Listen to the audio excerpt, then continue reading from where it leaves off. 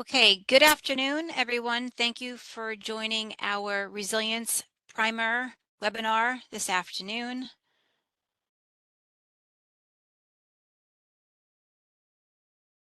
Just want to make folks aware that we do have language access services available.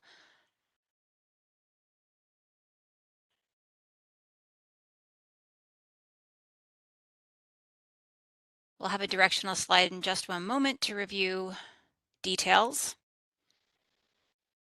So again, welcome and thank you for joining us for today's Resilience webinar.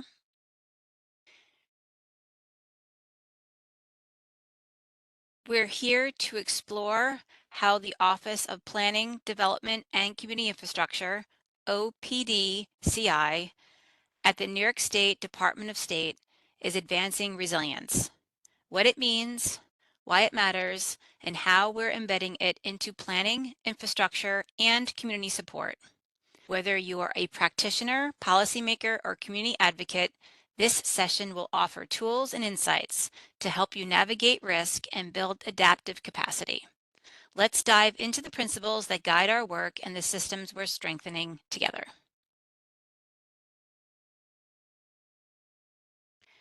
Next slide, please. This is a directional slide for how to use the features within the WebEx platform. Closed captions can be turned on using the icon to the left, where you can select your preferred language. The three dots to the right, you can access the Q&A box. Please submit any questions throughout the webinar. Our team will answer them in real time or at the end of the presentation with the full group. Some slides will feature QR codes that will direct you to resource web links. Please use the camera feature on your phone to access. This webinar will feature language access services, so we will be taking an extended pause between slides.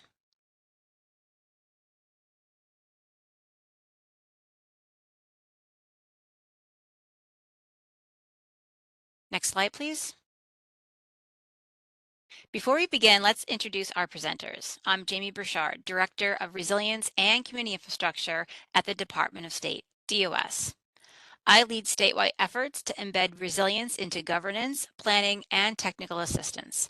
Joining me today is Elizabeth Clohessy, Liz, our Ocean and Lakes Policy Analyst, whose expertise in natural and nature-based features, NNBF, and coastal systems brings critical depth to our resilience strategies.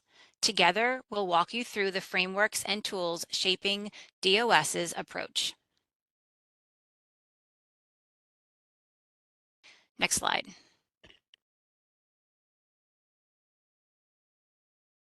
Our goals today are threefold. First, we'll share how New York defines resilience as a strategic, equity-driven approach to risk and adaptation. Second, we'll introduce the tools and principles we use to support communities, from hazard maps to scenario planning. And third, we'll highlight ways you can connect with our programs, access resources, and contribute to a more resilient New York.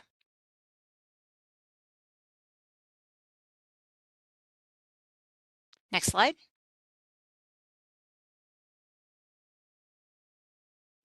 New York's resilience journey has been shaped by hard lessons. Storms like Sandy, Irene, and Lee caused billions in damages and exposed vulnerabilities across our communities. In response, the state launched bold programs, passed stronger laws, and embraced science-based solutions. Each milestone, from recovery to reform, has laid the foundation for a more proactive, integrated approach to resilience. Today, our planning is not just reactive. It's anticipatory, inclusive, and grounded in long-term adaptation. With that, I'd like to hand over the mic to my colleague, Liz Clohessy. Thanks, Jamie. We can go ahead to the next slide. So what is resilience? Resilience is the capacity for community and its ecosystem to withstand extreme events and other forces or risks quickly recover the interconnected social, economic, and ecological system structure and function in the aftermath of a disaster, and develop ongoing adaptability to a rapidly changing environmental conditions and forces. Seen here on the slide is also where resilience is shown in the center, where mitigation and adaptation actions can overlap.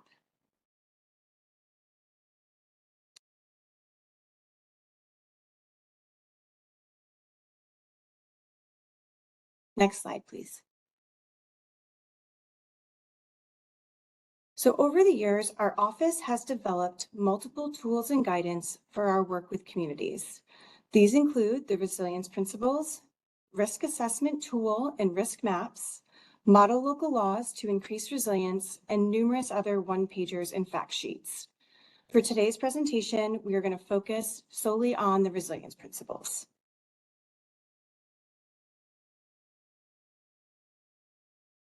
Next slide, please.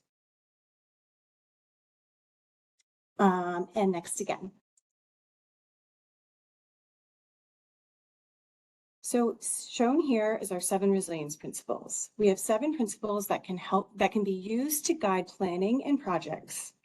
It's important to note that because DOS works mainly with waterfront communities, the main hazards and climate threats that were considered in development of these principles relate to flooding and erosion risk.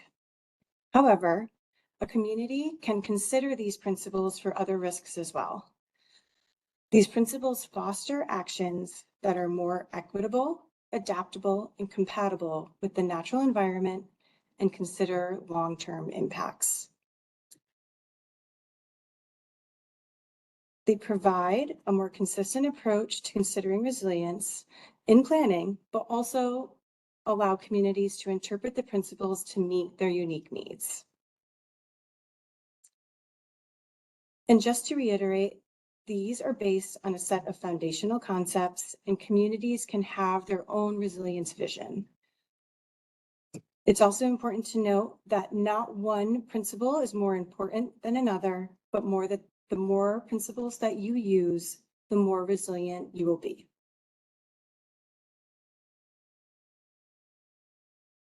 On the next slides, I will go through each principle with some examples.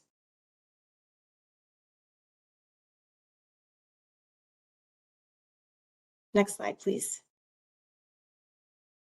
So first is risk, know it, avoid it, and reduce it. This principle has multiple elements.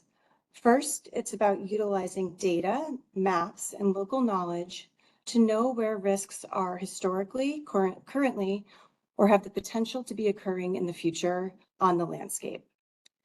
The graphic on the right shows a snapshot of one of our DOS coastal risk area zones, showing extreme, high, and moderate risk areas with mapped assets.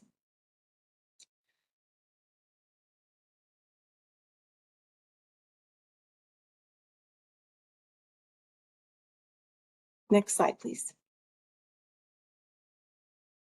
Our second principle is maintaining the capacity to adapt. This principle is about ensuring your project or plan is able to be adapted or modified in the future. A project or plan that is static and unable to change is not resilient to potential future conditions. Shown here is an example of a scenario planning exercise, which is a great way for community engagement and allows stakeholders to better understand how a proposed project might perform depending on a future condition. This example is taken from a Lake Ontario scenario that shows extreme fluctuating water levels or just regular high or low water levels. This exercise can be used to see what types of modifications might be needed in the future.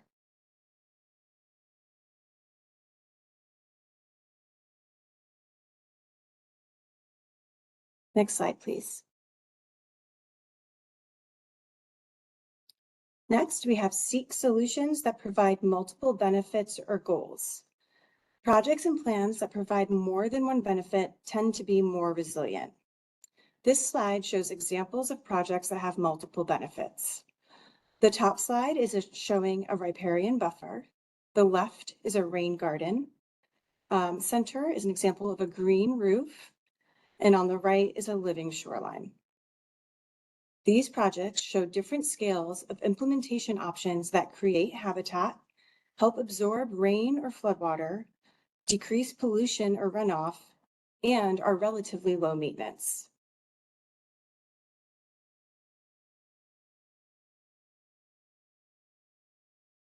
Next slide, please. Next, we have let nature work and work with nature. Letting nature work and working with nature is a principle that also overlaps with other principles like being adaptable and providing multiple benefits. Left alone or supported through restoration actions, many natural features maintain or improve their risk reduction benefits over time. The photos from the last slide are also examples that would support this principle of working with nature.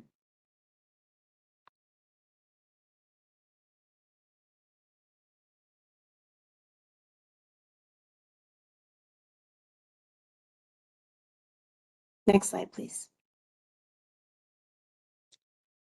Next, we have stacking resiliency measures. The goal of this principle is to help reduce the likelihood of impacts due to failure of a singular risk reduction measure. Risk reduction measures like levees, restoration approaches, and drainage improvements are not guaranteed.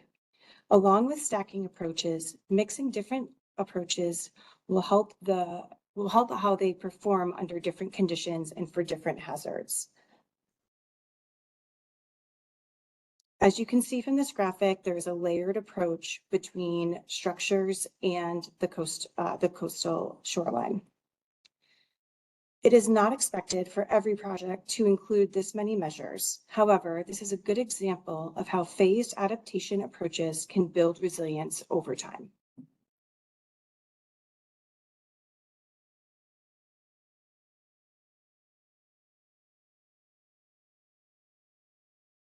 Next slide, please. Here we have sharing costs and benefits equitably. This principle is about not deferring risks to our future generations. Costs and benefits can refer to monetary costs, but also social and environmental costs and benefits. For example, considering the impacts of green gentrification when identifying a potential new natural or nature-based feature. This image shows an example of an unintended consequence when using hardened shoreline feature. The updrift side of this feature is accumulating sediment, as intended, for the growth of the beach. However, the downdrift side, the side to the right of this photo, is being starved of sediment and the beach is shrinking. Another critical element of this principle has to do with considering future or long-term impacts of decision-making now. While it can be challenging to think out 30 or 50 years, it is important to consider those impacts. A scenario planning exercise, as I mentioned earlier, could be developed to help think through these social and environmental impacts.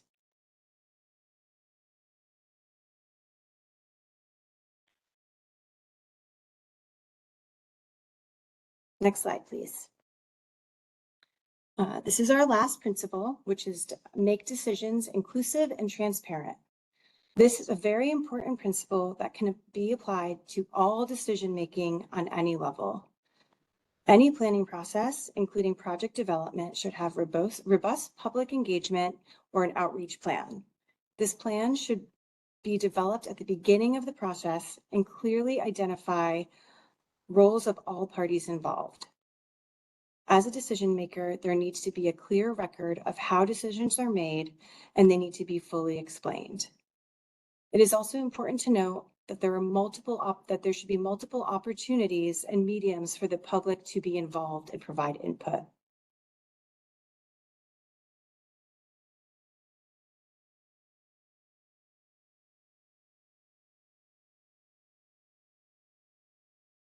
Next slide, please. So in conclusion, I hope that you were able to get a better idea of how the 7 principles can help you with your projects. We thank you so much for joining us today, and we now want to give an opportunity to answer any questions that might have come up in the chat.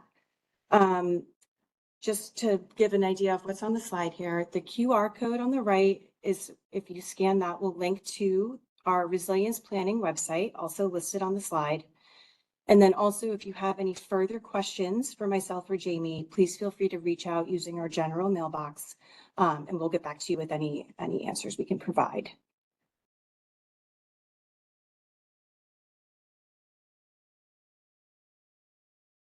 We did have one question, Liz, and it was answered. The question was in regards to whether slides would be made available. We are recording this webinar and we will distribute the recording. Yes, and we also, a one-pager of the resilience principles is also available on our resilience planning website.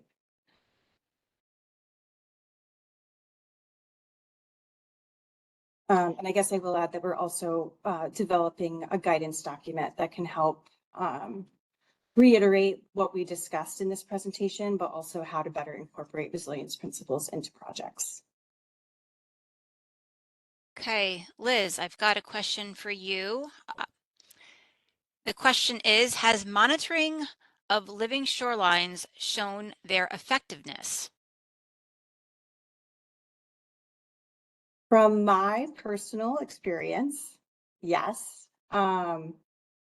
We do have a shoreline monitoring project that I lead, and we have been monitoring several living shoreline sites over the past few years. And we have seen that there has definitely been a decrease in erosion, and that also the sites tend to recover after flooding very much more quickly than what we've seen with other types of sites. In terms of like actual data and numbers, I haven't done any analysis yet, so this is more just based on what we have seen from visiting sites. And there's more information too on our website for the shoreline monitoring program too, correct, Liz? Yep, that it would also be linked, maybe not directly on the resilience planning page, but within the same section, like top tab. All right, we have another question. What are some ways to get the public involved in the planning and implementation processes? Liz, I'll let you go first and I can help out. Sure. I think what we have noticed with like our local waterfront revitalization program is attending with public meetings and like providing some of this additional information. But we have tried to do, we'd like to do more of these sort of webinars and get them out to public so that they can be more aware of some of the things we're doing, and we can slowly start to incorporate resilience into our conversations. Our office has also been launching a community outreach sessions where we go to different communities to sort of talk about the things that our office does, but also discuss how resilience is important to their communities. Jamie, you can jump in if you'd like. Sure. So if you are a community member and you're looking to integrate resilience better into your planning process, we would recommend that, again, the subject of today's discussion is looking at the 7 resilience principles and finding the components that you can integrate into your planning process, right? So I think, again, these are applicable to a planning process as well as the development of a project as well for implementation based on a strategy that came out of a planning process. So these principles can be used and they're not meant to be static. It's an ever-changing process. So that's the first thing I want to provide clarification for. The second would be if you are a community that is currently in a planning process and you would like to engage better with the public, I always recommend that communities, before they start out on a planning journey, that they develop a community engagement plan. And it's a great way to look at the timeline of your project, the schedule, to identify members in your community and what different ways they prefer to engage on a project. Some may want to be in person, others may prefer this type of an option, virtual. So providing a variety of formats for engagement. I would also recommend that there be opportunities for a pop-up location. So go to where the public is already at, whether it be a farmer's market or a popular downtown location, a library, a park. If there are opportunities to go where the public are situated or are showing up to provide information about the planning process, I feel these are good ways to engage with the public. My recommendation is to look at these in a planning sense in developing a community engagement plan. So that way you can be conscious and mindful of the schedule as well as budget requirements, your resources and your capacity. It may be the ability of, if you bring a consultant on, that they can assist. Maybe it could be members of your steering committee, volunteers, or you can also engage with other not-for-profit organizations or NGOs that might be able to supplement your capacity efforts. So that is what I would recommend to better engage with the public, is to really outline at the beginning of the process how and what types of tools to use during that for your engagement purposes.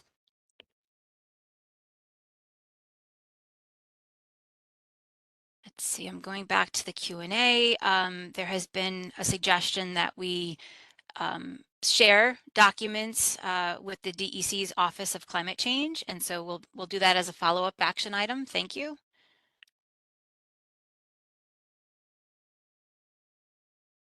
Let's see. Oh, here's one. I don't think, have you answered this one, Liz? How do living shorelines work with horseshoe crabs? I have not even considered looking into that yet. I'm sorry. I'm sure that I would imagine that there's data on that somewhere, but it's not something that we consider as part of our shoreline monitoring.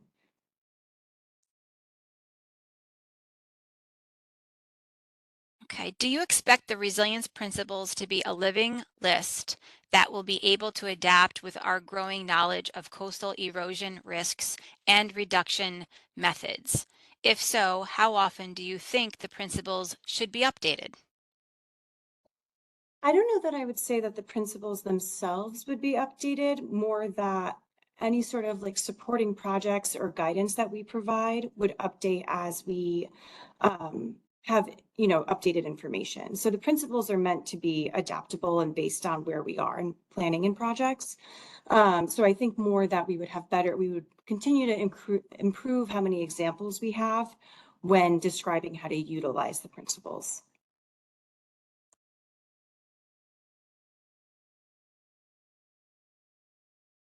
Is resiliency a required component of DOS funded smart growth grants for comprehensive plans? I do not believe it is a required component for smart growth comp plans. I believe it is an area that a community may choose to enhance. I don't believe it's a requirement. I might be wrong on that. I don't think we have any of our smart growth team members here.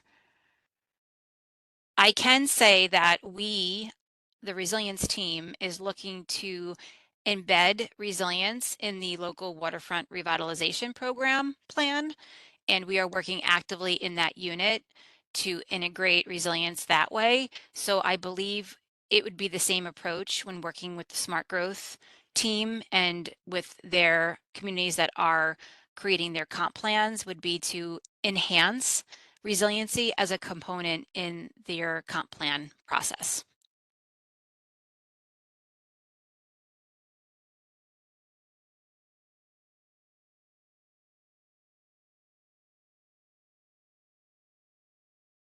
Does Department of State resilience planning incorporate environmental regeneration into its considerations?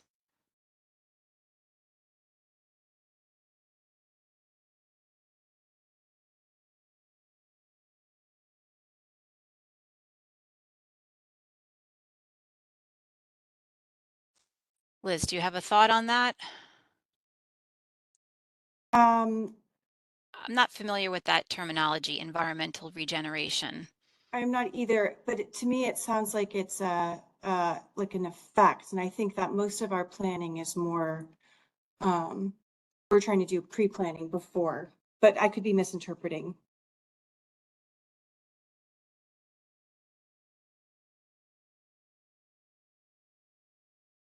Okay, I do see some clarification in the Q&A chat that someone is here from our Smart Growth team, and resilience is a required part of the Smart Growth program.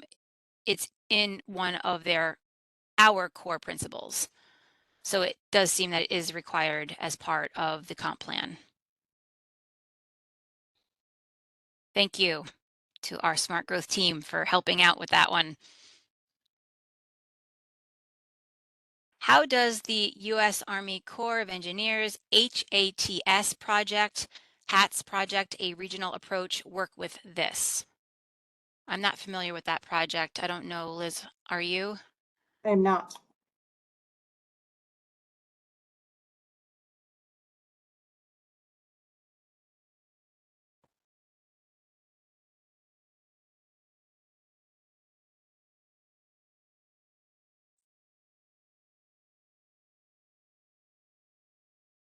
We do have a question, actually a recommendation.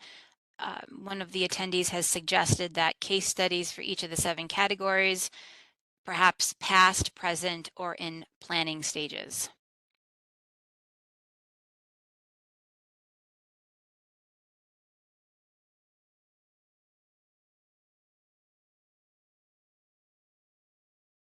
Oh, okay. It's the Harbor Tributaries Focus Area Feasibility Study for New York, New Jersey. It seems like we may need to talk to some other team members and get more clarification on that study.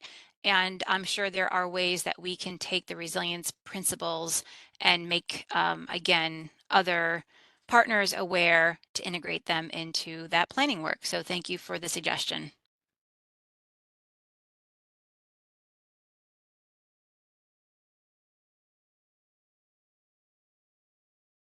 All right, I think we're slowing down on questions. I would just want to reiterate, if anyone has any follow-up questions, feel free to reach out to the website here, or the website, the email listed on the bottom of the slide that's shown. And we might be able to better give you an answer to some of the questions you would come up with. And there's some more on regenerative. I'll have to practice enunciating that word. Design. Thank you for attendees for sharing information. We are always open to learning more and integrating new ideas into our planning processes about resilience. So thank you. I appreciate it. I did want to follow up and say that this is the kickoff webinar for the fall webinar series focusing on resilience for the Office of Planning, Development, and Community Infrastructure. So we do have 2 more upcoming webinars that we hope that you can join us for. The second will be in October. It will focus on resiliency planning. So today was more of a primer about what is resilience and how resilience is embedded in the work that we do at Department of State, specifically the Office of Planning, Development, and Community Infrastructure. And then the third will be implementing resilience. So going through examples of how the strategies and ideas that are incorporated in the resiliency planning, which will be the October webinar, how they will come into fruition for the implementation component of it. So that will be in November. We are honing in on dates and a time for this October and November webinars. So stay tuned. We will make sure that we push out information through the same channels that you received for this to sign up for this Resilience Principles Primer. So stay tuned for those fall webinar series to come up focusing on resiliency planning and the implementation of resilience. As you say, and if you're interested in signing up for those now, you can scan the QR code on the right of this slide, which will bring you to a registration form for those.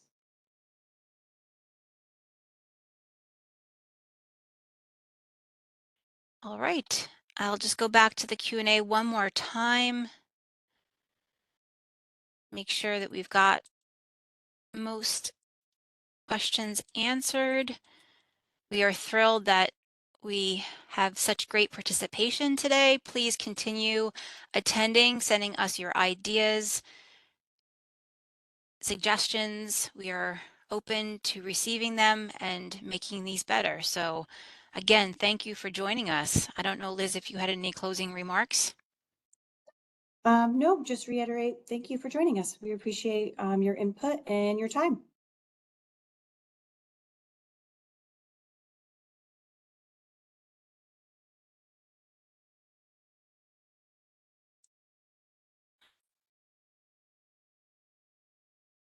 Okay, so yes, we'll be signing off. So again, our team will be following up in an email with an invite for the next webinar, and feel free to sign up to stay informed, again, using that QR code. Thanks again. Have a great afternoon.